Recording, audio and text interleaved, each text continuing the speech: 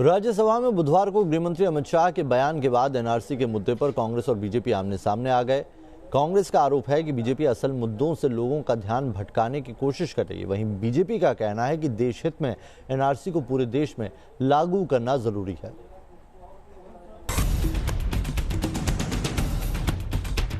NRC को लेकर एक बार फिर सियासी गर्मी बढ़ने लगी है। कांग्रेस का कहना है कि सिर्फ गृहमंत्री के कहने से ही देश में एनआरसी को लागू नहीं किया जा सकता। राष्ट्रीय सहमति होना चाहिए, इसमें सिर्फ गृह मंत्री बोलने से नहीं होगा। जो मर्जी नहीं होगा अमित शाह जी को मैं ये जरूर कहूंगा। कांग्रेस का आरोप है कि सरकार एनआरसी के नाम पर देश में डर का माहौल बनाने की कोशिश कर रही है। ये भयभीत खौफ का माहौल ना तैयार किया जाए तो बेहतर है। कांग्रेस का आरोप है कि असम में एनआरसी के नाम पर लोगों को काफी परेशानी का सामना करना पड़ा है और अब सरकार असम की तरह ही पूरे देश के नागरिकों को परेशान करने की कोशिश कर रही है। हमारा असम में तो पूरा धर्म के नाम पे हुआ है।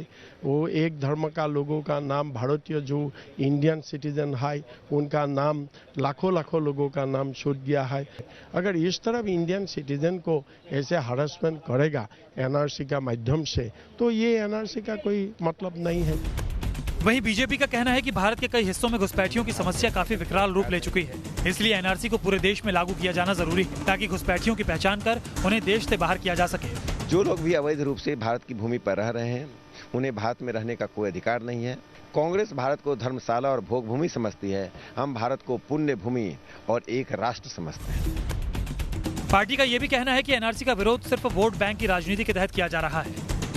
इसको लेकर किसी दल को या किसी प्रदेश को, किसी समुदाय को कोई किसी प्रकार की चिंता नहीं होनी चाहिए। बस जो लोग वोट बैंक राजनीति के तहत अपने राजनीति को चमकाने की कोशिश करते हैं, केवल वही इस जिद कर रहे हैं। बस लेकिन किसी राजनीतिक दल के फायदे नुकसान से ये निर्णय नहीं होगा। आपको बता दें कि बुधवार को ही गृहमंत्री अमित शाह ने राज्यसभा में पूरे देश में एनआरसी लागू करने का ऐलान किया था और साफ किया था कि इससे किसी भी धर्म या समुदाय के लोगों को डरने की जरूरत नहीं है। एनआरसी की प्रक्रिया देश भर में होगी। उस वक्त आसाम के अंदर भी ये एनआरसी की प्रक्रिया स्वाभाविक रूप से फिर से की जाएगी। किसी भी धर्म के लोगों को कोई डरने की जरूरत नहीं है।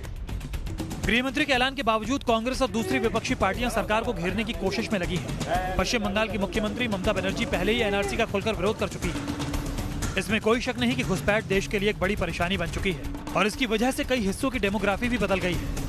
लेकिन जिस तरह से एनआरसी का विरोध हो रहा है उससे साफ है कि तमाम पार्टियों को इस जरूरी मसले में भी वोट बैंक की राजनीति ही नजर आ रही है। Team news nation.